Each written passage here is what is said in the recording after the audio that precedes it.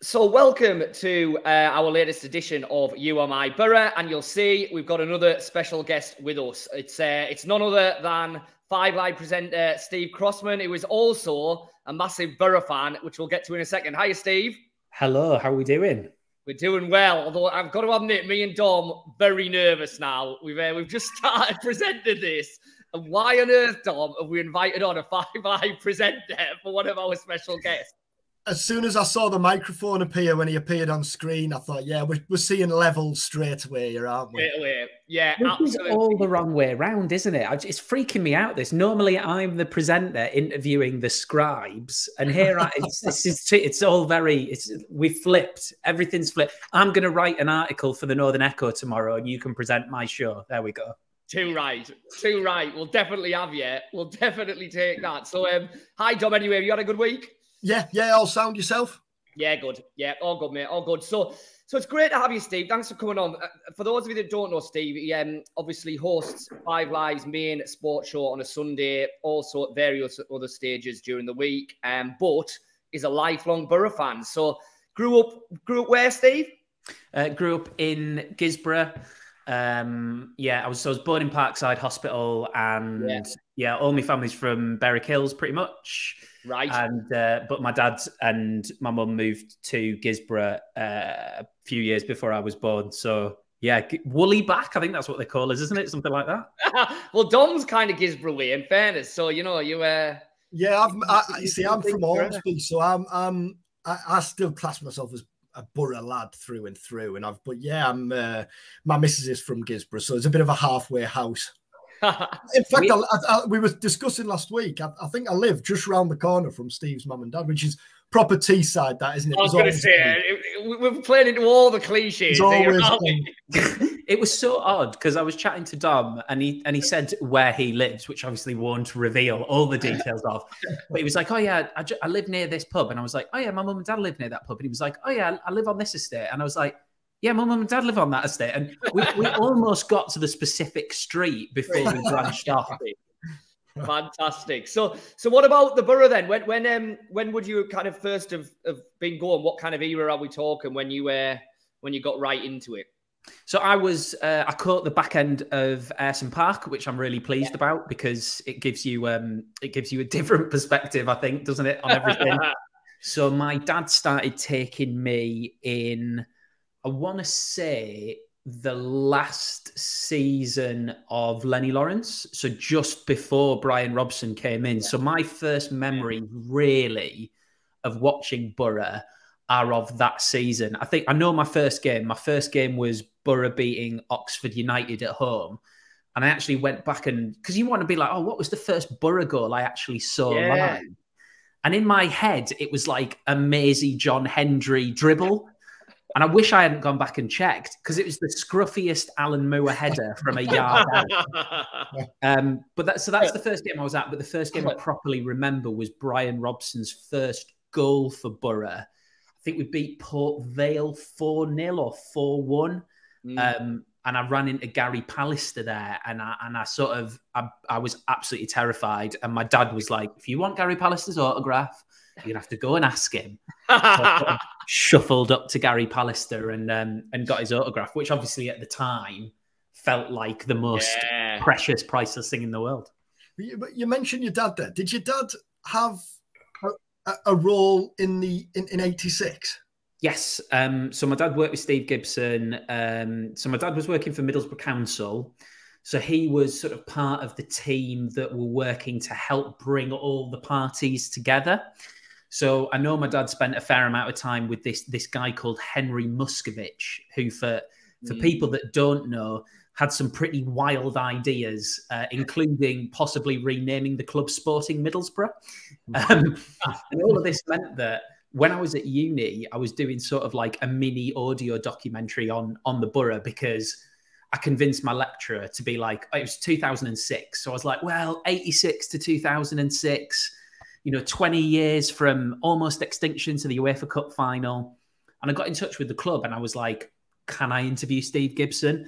And the media officer at the time literally laughed me off the phone To be fair, he's done that to us as well, so don't worry about that. This was not the media officer now, clearly. No. But it was quite amusing that then, obviously, my dad just rang Steve Gibson and he was like, yeah, of course. So I went and interviewed him. It is the only time in my entire professional career that the phrase, it's not what you know, it's who you know, has actually applied. Yeah. Brilliant.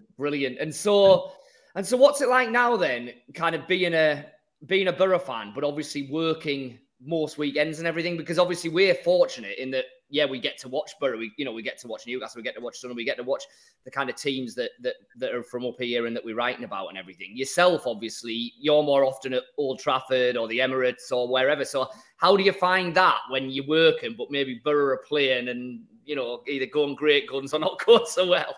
I mean, I like to think I'm pretty good at it now, because even though I'm not impartial and would never pretend to be impartial when it comes to Middlesbrough, because that would be ridiculous, I am able to be professional. So, and I think it, and you guys will have had this as well. It's quite difficult, I think, for your average football fan to understand.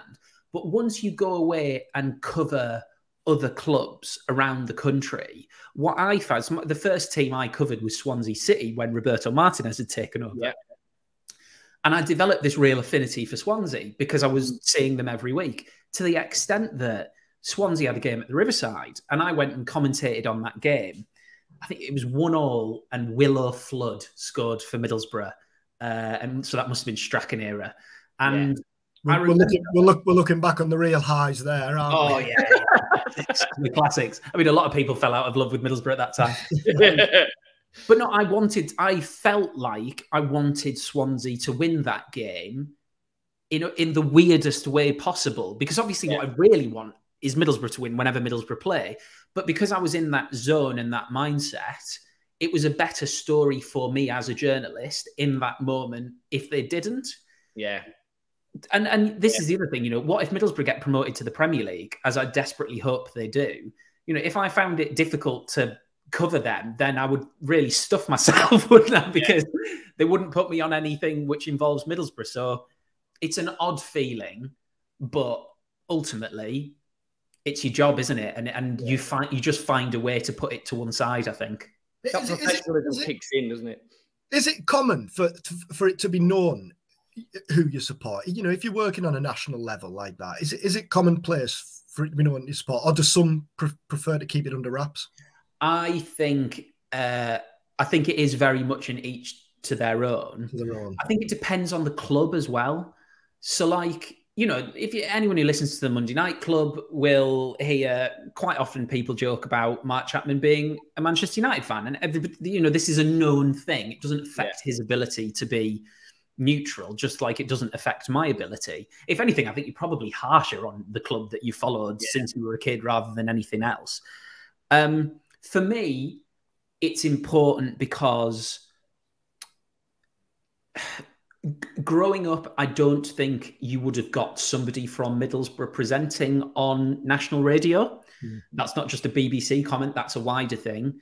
So I do feel a responsibility to be able to kind of speak to those people who maybe wouldn't think it's something that was achievable for them, because it very much is achievable now. So I think the fact that I support Middlesbrough, it's more the fact that I'm from Middlesbrough than the fact that I support Middlesbrough. But I think once you know that I'm from Middlesbrough, who else are you going to support? I think people understand that. Do you know what I mean? I think it would be pretty stupid to pretend otherwise. But I think it's just a big part of me. And this is going to sound a little bit sort of corny, but I think particularly Northeast clubs are very, very much attached to the communities. The fortunes of the clubs affect the fortunes of the community. So I guess for some people, maybe the club they've followed since they were a kid isn't as tied into who they are as it is if you're from the Northeast. Yeah. So for me, the two just go hand in hand, really, I think. My stock answer, Dom, we get asked quite often is, when you're covering more than one team and everything, who do you want to win? The answer is always whoever is leading 1-0 in the 90th minute of a Tuesday night. Doesn't doesn't matter. No matter who it is, it's whoever is leading 1-0 in the 90th minute when you've got it all written. You're just about to hit send. What you don't want is whoever else is playing to turn that around. That's well, you say that in '97. I would have not cared if you had to do a million rewrites if someone had scored in the last minute for Middlesbrough at Ellen Road. Yeah. So that would have been fine. But yeah, you guys have to worry about the rewrite. I don't. I mean, that's the advantage. The disadvantage. Oh, sorry, go on. No, go on. I was going to say the disadvantage is that I don't get to think about things before I say them. So yeah, kind of swings and roundabouts. Or hit delete, yeah. when you going back to your childhood then, or kind of the early days, you mentioned '97 then. Who were your early heroes? Which team was your favourite kind of Boro team looking back on? Jamie Pollock was my first Middlesbrough hero. Naturally. Yeah, an obvious one. No, I think it was because he was a local lad, which takes you a long way. But I think it was just the fact that I loved an underdog. I think being a Middlesbrough fan, at any time you have to love an underdog.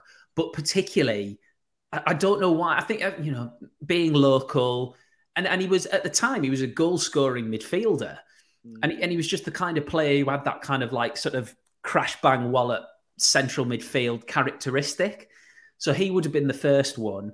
But then obviously my sort of second full season of following Boro is they were at the Riverside and they were in the Premier League. So then all these players came from nowhere. I would say in terms of the kind of, it's got to be Juninho of that bigger Middlesbrough team. I messed up when I was Boro mascot. I was Boro mascot in 96, first part of the season. Played Arsenal at home, lost 2-0.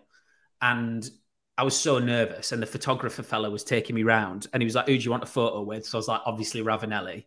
So I've got this photo of like chubby little me with Fabrizio Ravanelli, which is amazing. And then he was like, "Who else do you want a picture with?" And in my head, I was saying Juninho, but my mouth said nothing. So he took me to Branco. From a historic point of view, that's really cool. But from a Middlesbrough fan's point of view, there's just me. And of the two of us in that photograph, Branco looks absolutely stunned. Yeah. Something you're probably thinking, have you seen how I've been playing? Yeah. So yeah, that was quite an odd experience. But yeah, I'd say Jamie Pollock was number one, and then probably Juninho after that. Yeah.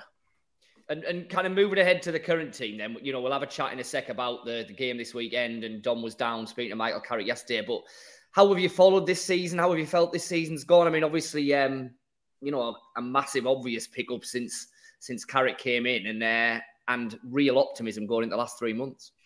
Yeah, it's been a difficult one because I really, really like Chris Wilder as a manager. I think he's a great manager. I really enjoyed chatting to him when I went to Boro before the Spurs game about a year ago now.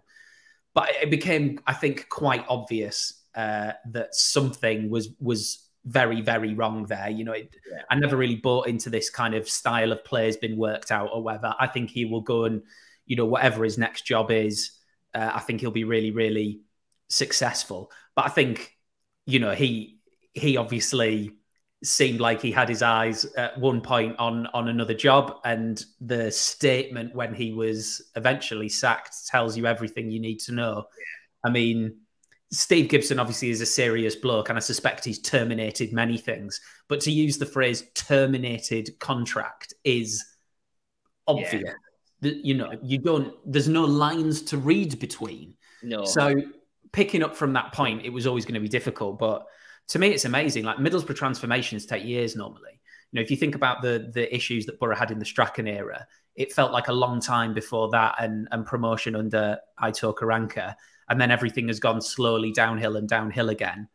So to have picked up so quickly, I find absolutely amazing. And the thing that strikes me about Michael Carrick, and this probably isn't necessarily a good thing for journalists when it comes to press conferences and interviews, but he's so level.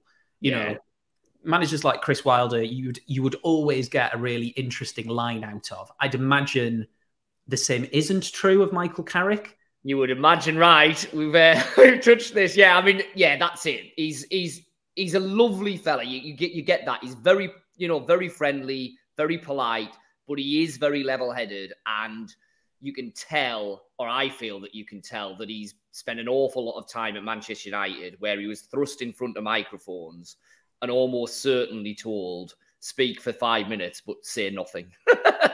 Me and Craig were laughing yesterday at Rockcliffe because we've tried every which way over the last few weeks to get him to talk about Sheffield United and whether Boro are in automatic promotion. And it was after the QPR game, I think, where as he left his press conference, he kind of smiled and looked towards us and just said, keep trying. But yesterday, one of the guys who was there for the BBC actually said, if you were offered third place now, would you take it? And me and Craig are both sat there thinking, we haven't tried that one. That's a different win. The answer was the same. It was a different way. The answer was, well, that's not going to happen. I'm not going to be offered that, so it doesn't matter. Fair enough. There's nowhere to go from that. But it helps him as a manager, I think. I really, it's one of the big cliches beyond take every game as it comes. One of the big cliches is we don't get too up and we don't get too down. Not a Michael Carrick one specifically. I think that's a wider football managerial thing that you hear. But, to be honest, I've always seen it as a bit of a cliche before Michael Carrick. When he says it, I understand it because I think you have to know which games are the ones to kind of give it the big un in front of the fans. And Sheffield United away was a game to give it the big un, and he did. And it kind of reminded me a bit of Gareth Southgate when he was captain. You remember he used to run up to the fans? Yeah. He would run up to the fans and punch the air 3 times and the fans would cheer.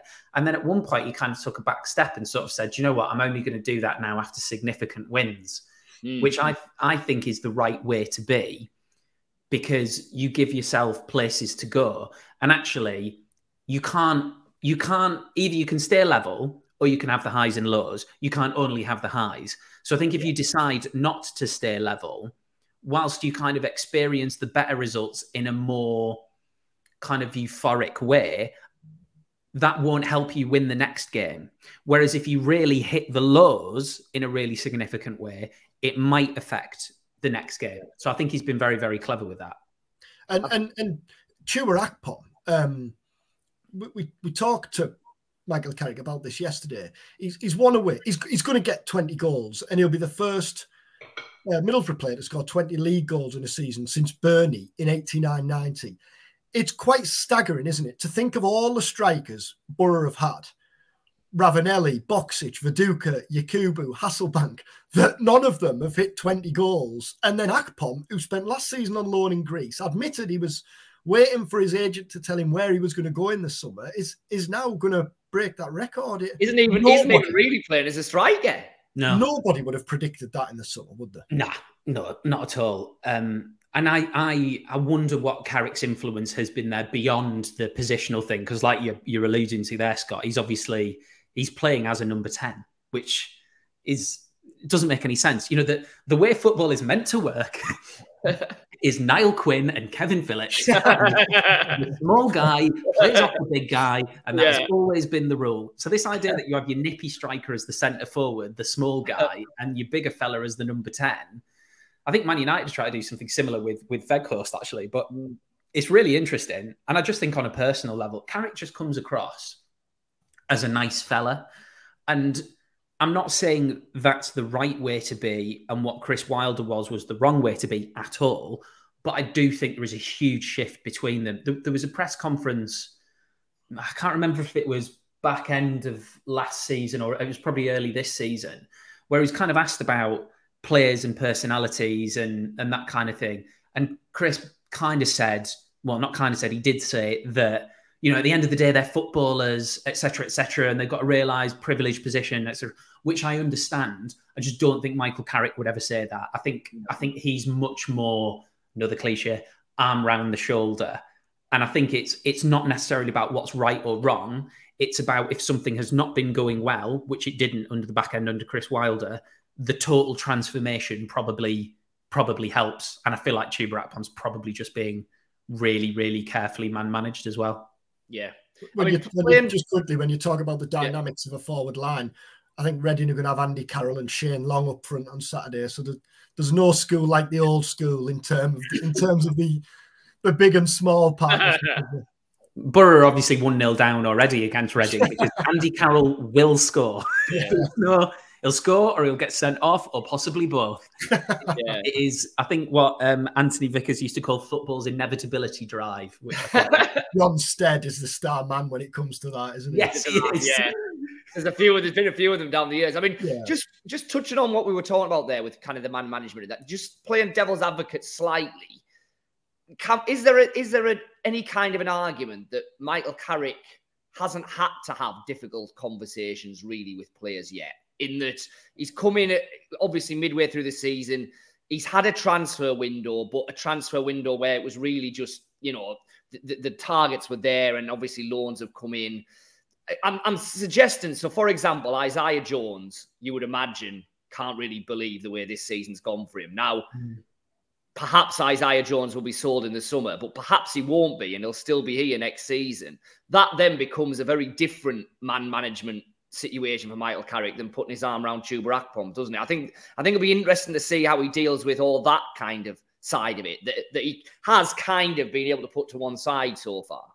Yeah, it's difficult because we're basically saying we don't know how he'll deal with that kind of adversity. But the reason he's not had to deal with it is because he's done such a good job. Well, so far, yeah. But the Isaiah Jones one is interesting because I was told, you guys are better than me at this, so let me get the wording right. I was told by somebody who was in the Middlesbrough squad last season, but is no longer at the club, that he had been pulled in by Chris Wilder with Isaiah Jones.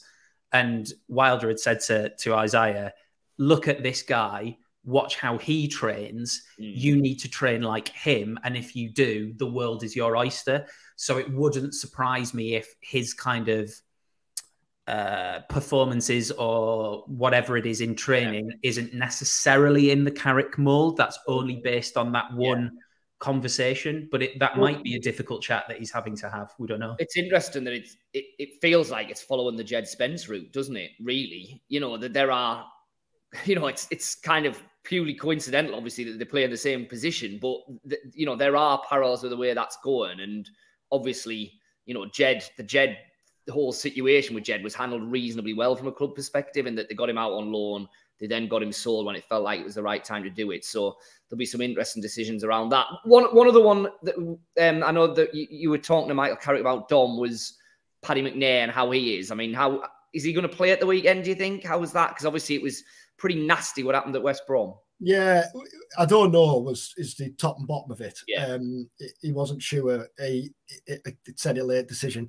I kind of suspect that, given the Andy Carroll thing, that Dale Fry is probably better equipped anyway. I mean, you talk about Carroll and everything he offers, and Carrick was talking about the fact that he actually played centre-half against Carroll for Manchester United, which wasn't a particularly enjoyable afternoon, as you can imagine. So he knows exactly what his centre-halves are going to expect. But if you look at central defenders in the Championship, if you were going to pick two to deal with the threat posed by Carroll, then Dale Fry and Darragh Lenihan would absolutely be up there, wouldn't they? You suspect that Lenihan is licking his lips at the thought of that sort of challenge on Saturday afternoon. That's another massive transformation as well, by the way, isn't it? Darragh Lenihan. You know, who would have thought in the first, you know, I know he had an injury, but who would have thought at the start of the season that we'd be getting to the sort of final third of it with him being one of the outstanding performers? You would never have thought that from the way he started. And again, probably partially down to him and probably partially down to the manager. But all of a sudden, he's one of the first names on the team sheet. I think two things that have potentially gone under the radar is when you look back to Neil Warnock and Chris Wilder, both of them, especially Warnock, talked about a lack of leaders in the squad, didn't they? And when you look back to those squads, that obviously Johnny Howson's captain, but then Howson admits, doesn't he, that he leads by example rather than being a ranter and a raver. Now, that's not to say all captains need to shout and bawl, but I think Darragh Lenihan and Tommy Smith have both been pivotal signings because obviously of how they're playing on the pitch, but as well because they've just brought that leadership. Because if you look elsewhere in the team, Giles on the left, Hackney, Force, Akpom, McGree, Archer, all young players with not a lot of experience to call upon. So I think that's probably gone a little bit under the radar. Yeah. Yeah, and you would imagine will just get more important the more kind of important the games become in the rest of the season. So just one on Reading. I mean, you obviously did a piece this morning, Dom, following up the news that was breaking kind of yesterday on Reading and points deductions, which now look almost certain. I mean, listen, that's got to affect a team, hasn't it? But it's a classic, you know, it could galvanise them and bring them all together, or it could see their season kind of spiral out of control. I guess time will tell on that one. Yeah, and Ince basically admitted, didn't he, that the deductions coming next week. It'll put them 7 points clear of the relegation zone as things stand, which you would think is pretty comfortable. But I think the next 4 games off the top of my head are Boro, Sheffield United, Millwall, and Blackburn. So in 2 or 3 weeks' time, that could look different. And I was at Sunderland when Reading played at Sunderland, and they were a hard watch. You know, they know what they are. Ince was unapologetic about it afterwards. But if they suddenly have to go out and start winning games because they're in trouble rather than just surviving away from home, then it becomes a different dynamic, doesn't it? Yeah, yeah. And let's just look at the kind of championship promotion battle as a whole then, Steve. I mean, how impressed have you been by Burnley, first of all? Some games selected down below. They're at Blackpool this weekend. I mean, myself and Dom have talked about them on here before, but, you know, for the first month or couple of months of the season, it looked like a kind of championship season where no one was going to run away with it. And then all of a sudden, you looked at the table and Burnley were 10 points clear, and they've just kept building that gap ever since. Yeah. Do you know that I spoke to Vincent Kompany earlier in the season, and it was at the time when Nottingham Forest in the Premier League were really struggling and Burnley were going great guns. So I was kind of talking to him about that comparison between, you know, teams who've bought a load of players, and Burnley had a massive turnaround. And it was kind of that idea of, you know, if you take over a relegated team, quite often the big problem you've got, as Boro fans will know all too well, for want of a better phrase, it's kind of washing off that sort of stink of relegation. It's the feeling of a dressing room who've been beaten most weeks for the last 9-10 months. So if you just replace a lot of the players, you can kind of get around that. Yeah.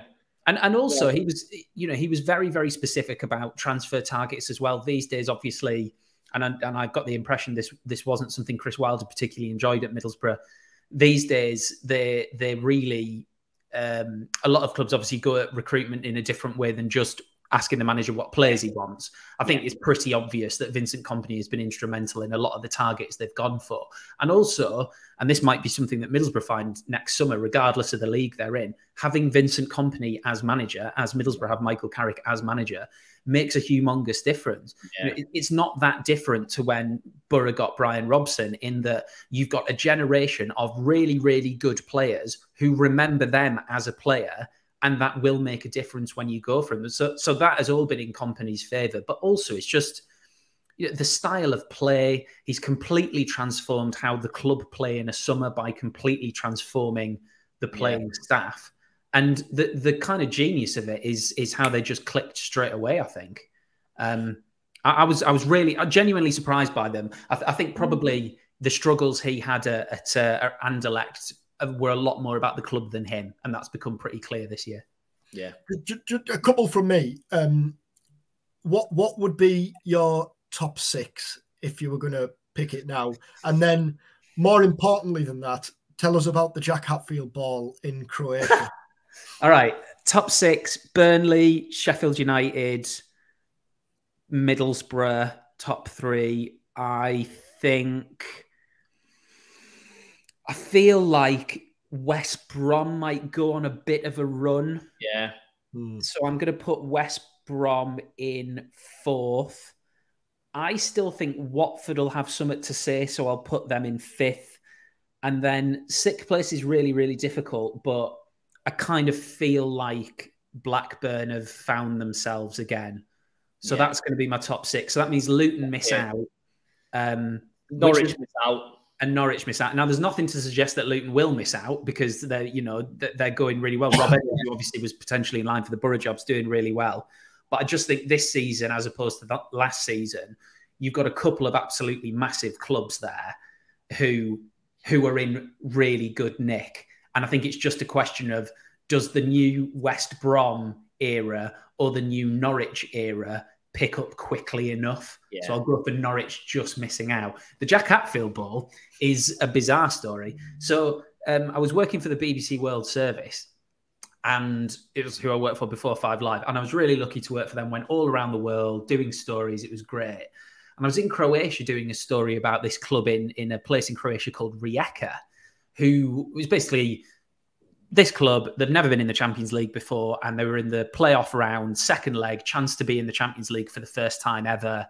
That was the story. But while I was there, I was like, oh, I'll visit like an amateur club in the city to kind of, you know, do that sort of thing of what would their success mean for the wider community. And the club were called Orient Rijeka, and their ground was no bigger than the King George V ground that Gisborough play at. And I met the chairman, and we went for a walk, and he took me to the trophy room. And in the trophy room was a Jack Hatfield's football. So it said Jack Hatfield's Middlesbrough on it. And I was like, am I dreaming? And basically, the story went at one point, you know, maybe 30, 40 years ago, maybe even longer than that, Middlesbrough came over and played a friendly with Orient Rijeka and gave him a Jack Hatfield's football.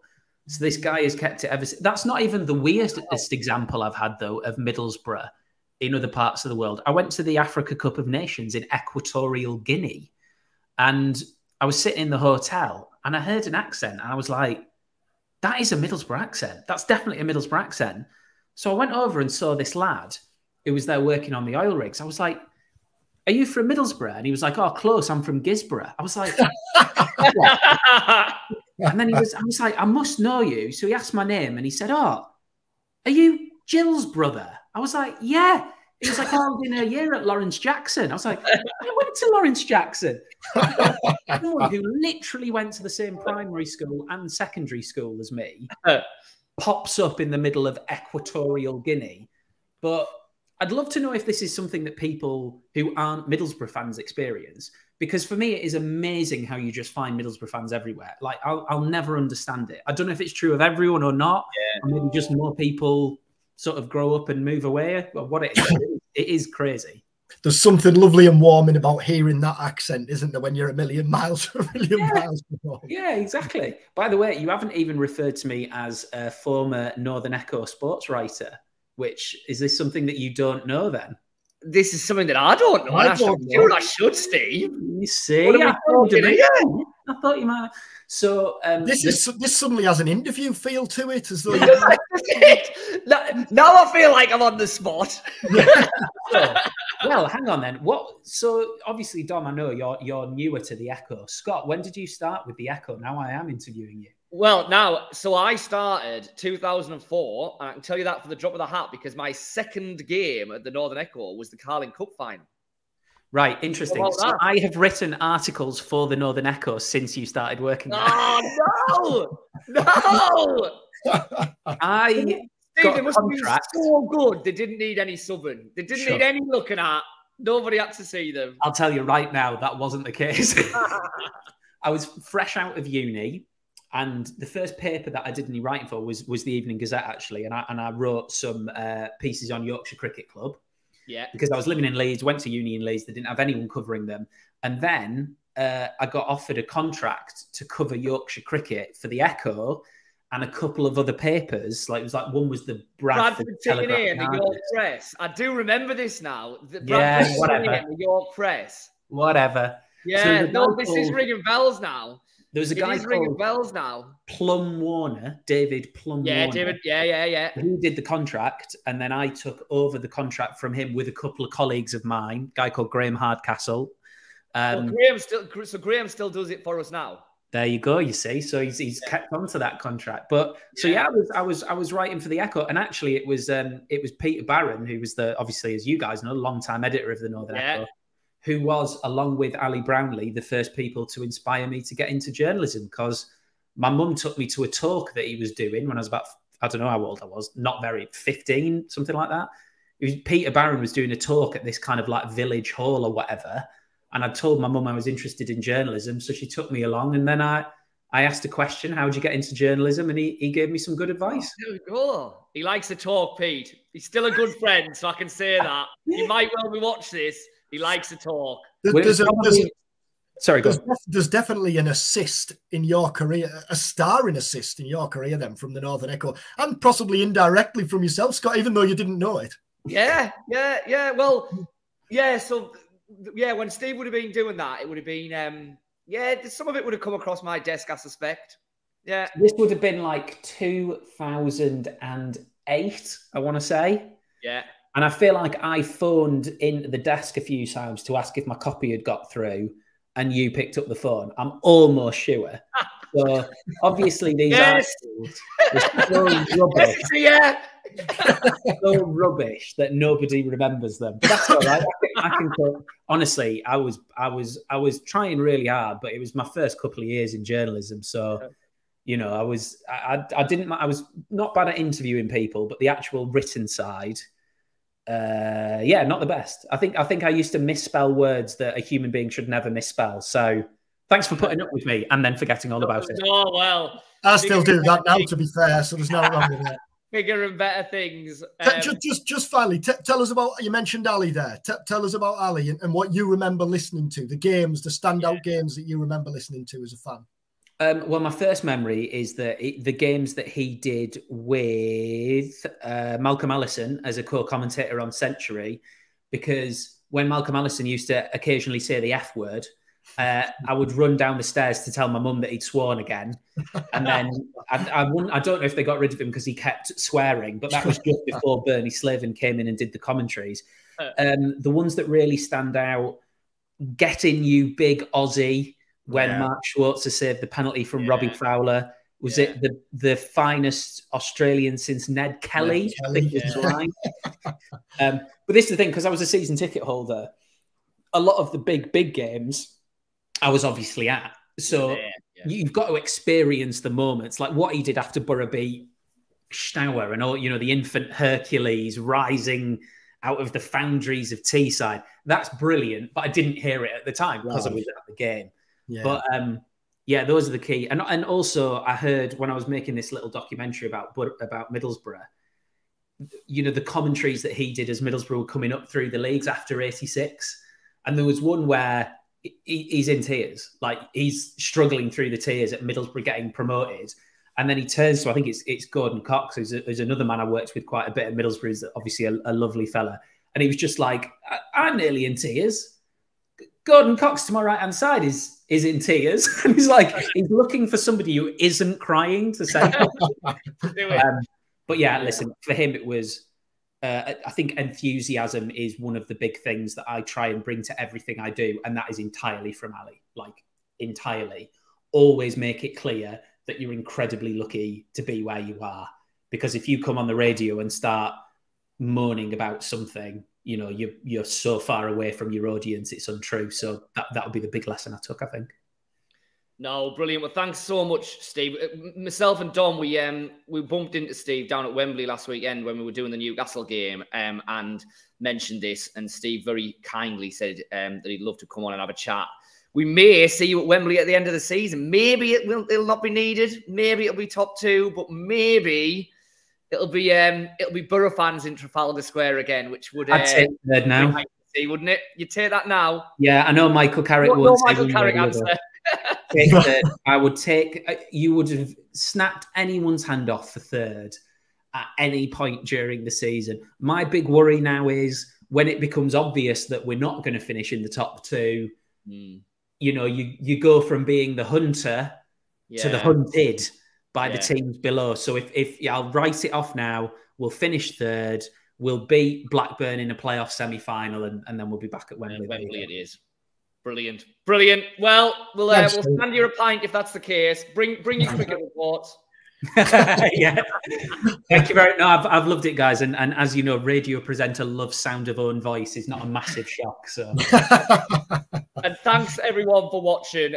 Do like and subscribe, and do either tweet myself or Dom or leave a comment below at any stage.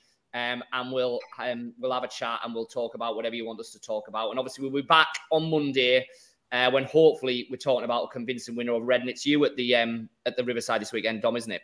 Yeah, yeah. Boro 3, Reading 1, Carroll. And on that bombshell, good night.